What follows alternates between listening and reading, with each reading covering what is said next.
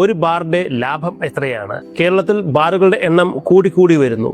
നമുക്ക് 1000 രൂപയ്ക്ക് കിട്ടുന്ന ഒരു മദ്യക്കുപ്പി ഇവർക്ക് ബാറുകാർക്ക് ഹോൾസെയിലായിട്ട് എടുക്കുമ്പോൾ അത് 800-850 രൂപ അത്ര മാത്രമേ ആവുകയുള്ളൂ.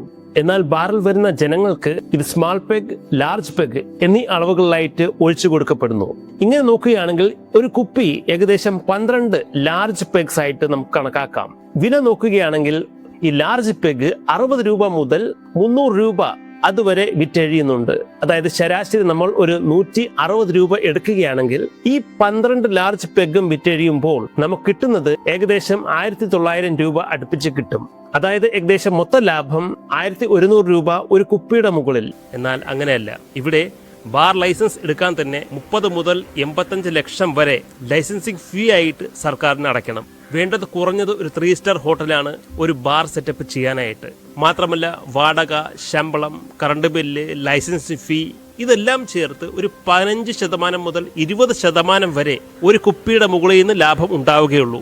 അതായത് ഒരു കുപ്പിയുടെ മുകളിൽ 300 മുതൽ 400 രൂപ അത്ര മാത്രമേ ലാഭം വരികയുള്ളൂ. ഇവിടെ ലാഭം 300 രൂപ ആണെന്നിരിക്കട്ടെ. അങ്ങനെയാണെങ്കിൽ 100 കുപ്പി വിറ്റുകഴിഞ്ഞാൽ 30,000 രൂപ ഒരു ദിവസം ആ ഒരു ബാറിന് കിട്ടും.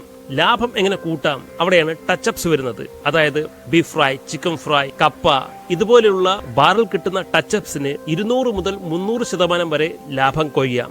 ഒരു കുപ്പിയിൽ എത്ര ലാഭം ഉണ്ടാക്കിയോ അത്ര തന്നെ നമുക്ക് ടച്ചപ്സിലും ലാഭം ഉണ്ടാക്കാം. അതായത് ഒരു ദിവസം 60,000 രൂപ ലാഭം. ഇങ്ങനെ ഒരു മാസം കൊണ്ടുപോയാൽ ചെറിയ ബാറുകളിലെ ലാഭം പോലും 18 ലക്ഷം രൂപ വരെ എത്തുന്നുണ്ട്.